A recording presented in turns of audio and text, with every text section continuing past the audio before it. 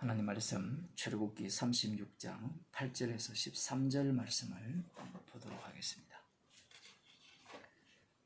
일하는 사람 중에 마음이 지혜로운 모든 사람이 열폭 앙장으로 성막을 지었으니 곧 가늘게 꼰 배실과 청색, 자색, 홍색 실로 그룹들을 무늬 놓아 짜서 지은 것이라. 매 폭의 장은 28규빗, 광은 4규빗으로 각 폭의 장단을 같게 하여 그 5폭을 서로 연하며 또 그 5폭을 서로 연하고 연락할 말폭 가에 청색 고를 만들며 다른 연락할 말폭 가에도 고를 만들되 그 연락할 한 폭에 고 50을 달고 다른 연락할 한 폭의 가에도 금 50을 달아 그 고들이 서로 대하게 하고 금 갈고리 50을 만들어 그 갈고리로 두 앙장을 연하여 한 막을 이루었더라. 아멘. 그 장수를 좀 넘겨서요. 38장입니다. 38장 24절부터 보도록 하겠습니다.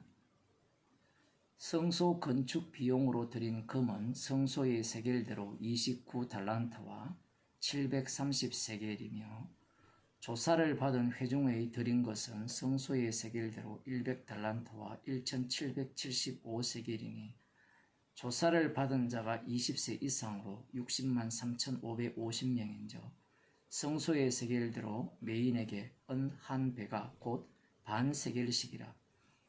은 100달란트로 성소의 관장 받침과 문장 기둥 받침 합 100을 부어 만들었으니 매 받침에 한 달란트씩 합 100달란트요 1775세겔로 기둥 갈고리를 만들고 기둥 머리를 사고 기둥 가름대를 만들었으며 드린 노선 70달란트와 2400세겔이라. 이것으로 회막문 기둥 받침과 놋단과 녹 그물과 단의 모든 기구를 만들었으며 뜰 사면의 기둥 받침과 그 문장 기둥 받침이며 성막의 모든 말뚝과 뜰 사면의 모든 말뚝을 만들었더라. 아멘. 출애굽기 36장 8절부터 보게 되면 39장 43절까지 성막을 만들고 완성하는 내용이 기록되어 있습니다. 그런데 우리들이 이 말씀을 읽으면서 조금 말씀의 흐름과 조금 이렇게 낯설게 이렇게 기록된 부분이 방금 읽은 38장 부분입니다. 우리가 지난 시간에 그 36장 그 앞부분이죠. 앞부분에 하나님께 드릴 성막을 만들기 위해서 드릴 물품들, 마음으로 자원하여 드린 물품에 대해서 기록되어 있잖아요.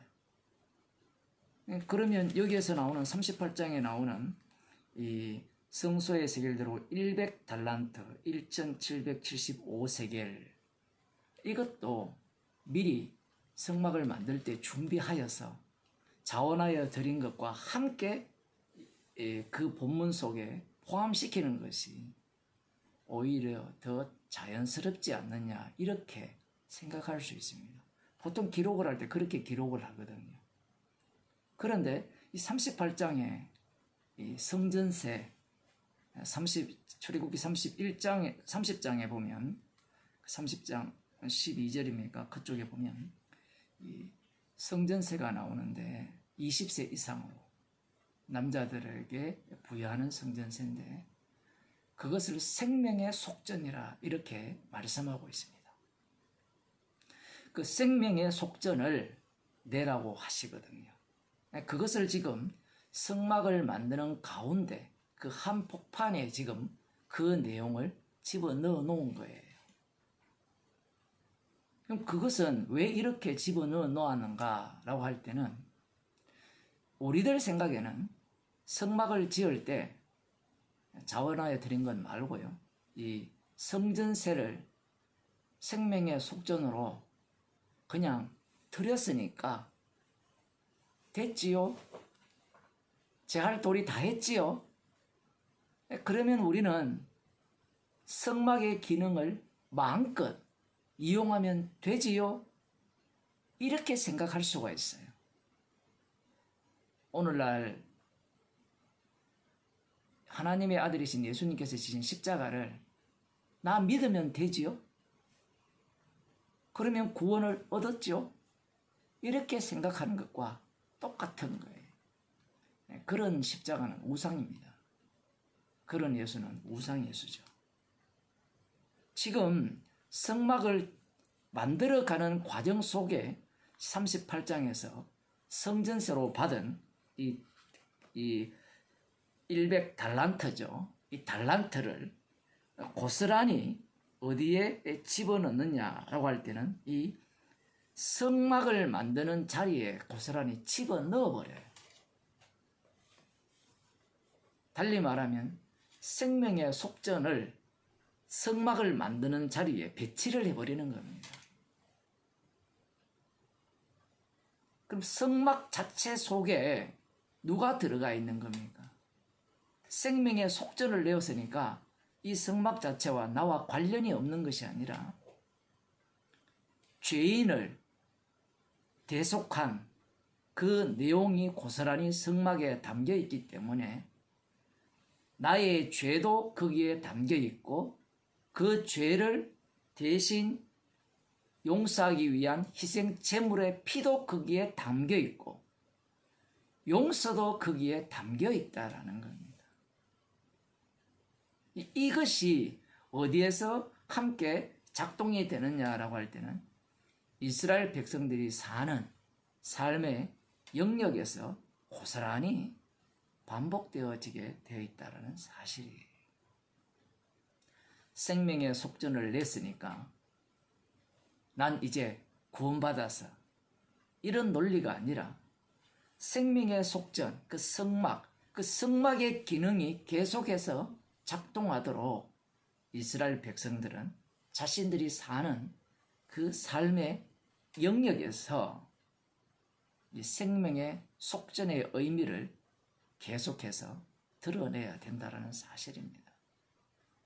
그걸 달리 표현하면 하나님께서 율법을 촘촘하게 주셨죠. 율법을 그들 가운데 주셨다라는 것은 그들을 죄인으로 만드시겠다는 의도고, 그런 죄인들이 그곳에 서서 죽지 않고 살아간다라는 것은 생명의 속전이 작동하고 있기 때문에 죽지 않고 살아간다는 의미입니다. 그들의 생활 속에서도 여전히 마찬가지죠. 소득의 11조를 내야 하고요. 그러니 단순히 성막에서만 생명의 속전을 내었으니까 나 할 도리 다 했다, 이걸로 끝나는 것이 아니라 그 성막의 기능 자체를 이 이스라엘 백성 그 몸이죠, 그들 가운데로 고스란히 이렇게 이동해 놓았다라고도 볼 수 있는 겁니다. 하나님께서 첫 번째 돌판을 주실 때 산에서 직접 만드시고 거기에 직접 글을 새기셨어요. 그러면 성막을 주실 때도 직접 다 만들어서 주시면 되잖아요. 굳이 사람의 손을 빌어서 실도 뽑게 하고 이 브살렐과 올립을 통하여서 성막 만드는 방법을 가르치기도 하고 만들기도 하고, 그리고 이 생명의 속전을 받아서 성막을 만드는데 사용하는 그러한 번거로운 일을 왜 하시느냐? 우리들은 하나님께서 여호와의 이름이 거하시는 성막이니까 사람의 손이 필요 없는 성막을 고스란히 만들어서 주시기를 원하죠, 사실은. 그래서 오죽하면 예배당 지을 때 깨끗한 돈으로 지으려고 하잖아요. 우리 몸도 거룩하다고 하니까 죄 안 지으려고 하고 하나님 앞에 온전함으로 나아가려고 하고 성전에 대한 것도 마찬가지입니다.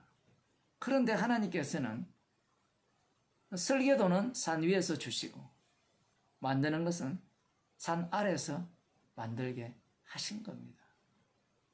그 속에 이스라엘 백성들을 다 집어넣는 거예요. 그 이유는 성막이라는 곳은 여호와의 이름이 거하는 곳이거든요. 여호와의 이름이 거한다라고 할 때는 반드시 그곳에는 어떤 요소가 있어야 돼요. 죄가 있어야 되고 죄로 인하여서 희생당하는 희생물의 피가 있어야 되고 그곳이 바로 여호와의 이름이 거하는 성막입니다. 하나님께서 이스라엘과 동행하신다고 하니까 성막을 만들어 써가지고 나 너희들과 함께 해. 이것이 하나님이 이스라엘 백성과 함께하는 것이 아니라는 겁니다.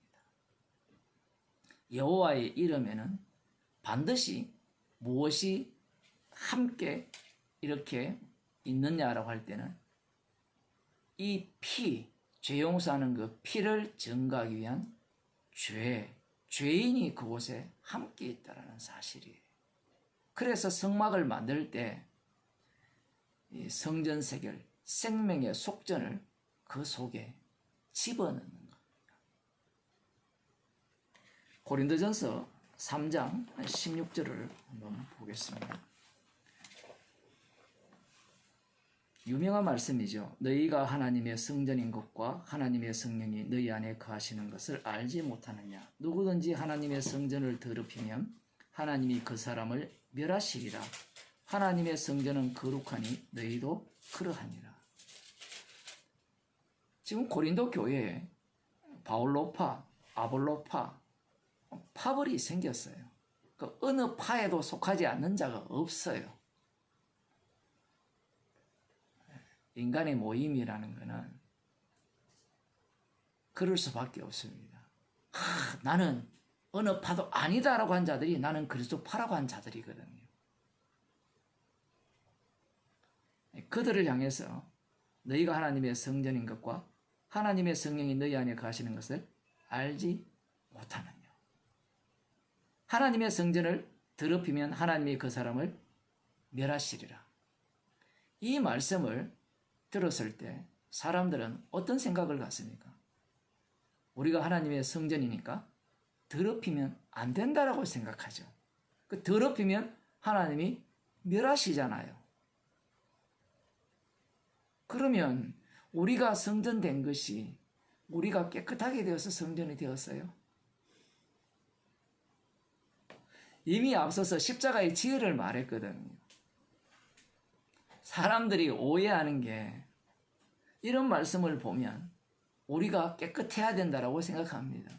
물론 성도는 거룩하죠.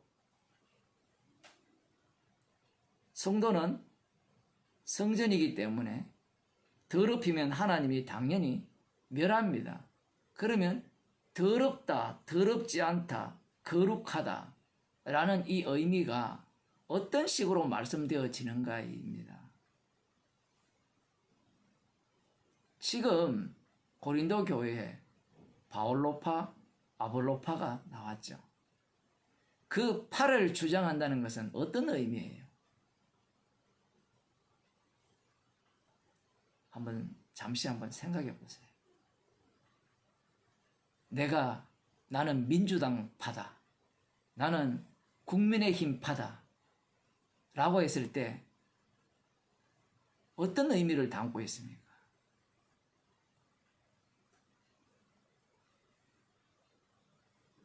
내가 바울파다 했을 때 어떤 의미예요? 나는 옳다라는 의미거든요. 나는 의롭다라는 의미입니다.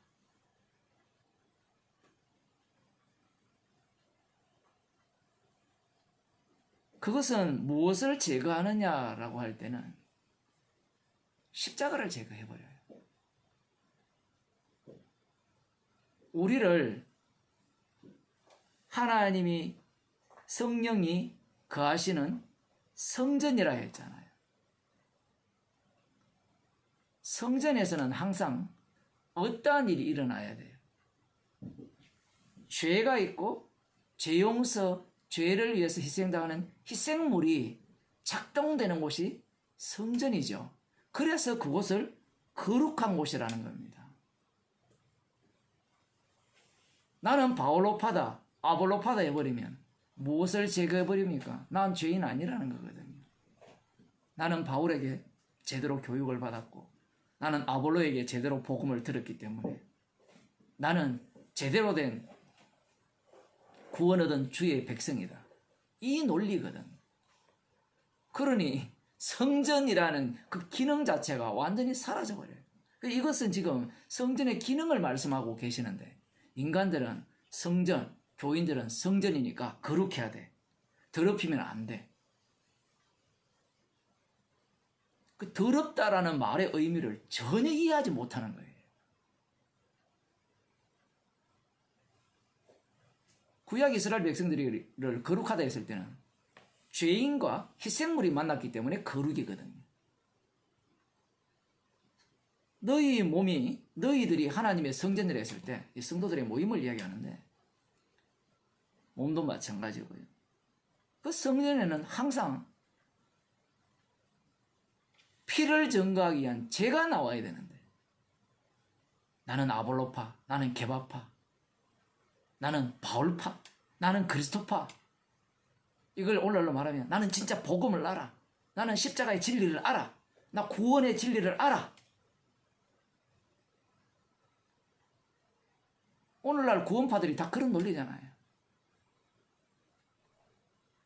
그러니 그들에게서 무슨 십자가가 나옵니까? 그래서 더럽히는 자는 누구든지 하나님의 성전을 더럽히는 자는 하나님이 멸하죠. 십자가가 없는데 당연히 멸하시는 것은 당연한 겁니다. 사람들은 이런 말씀을 우습게 여기잖아요. 자기 구원 중심인 자들은 이런 말씀을 갖고 책망을 받지도 않아요. 지금 이 본문은 십자가를 증거하거든요. 죄인 만드는 겁니다. 성령께서 죄인 만들어서 누구를 만나게 합니까? 피 흘리신 주님을 만나게 하여서 우리의 이 몸을 통하여서 십자가의 증인으로 만드시는 거거든요. 우리는 예수님께서 우리를 성전으로 만드셨기 때문에 우리는 깨끗해야 돼. 완전해야 돼. 죄를 안 지어야 돼. 그런 온갖 망상을 하잖아요. 그래서 사람들은 이 마귀가 심어준 양심 때문에 내가 이렇게 살아도 되나? 저렇게 살아도 되나?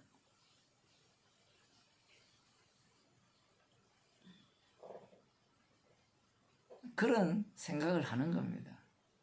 예수님이 이 땅에 오신 것은 죄인을 불러서 의롭게 하시기 위해서 오셨죠. 예수님이 필요한 재료는 죄인뿐이에요. 성전다움은 십자가 앞에서 죄인으로 드러나는 것이 성전다움이에요.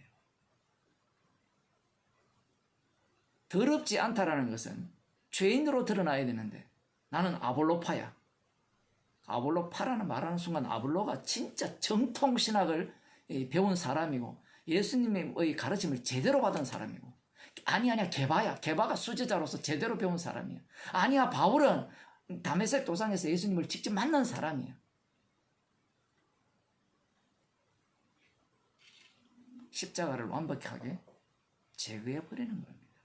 주님은 죄인을 불러 그 십자가의 피공로를 증거하는 증인으로 사용하시는 거예요. 그 자체가 거룩하고 더러움이 없는 모습입니다. 기도하시겠습니다. 하나님 아버지, 성령이 거하는 성전으로서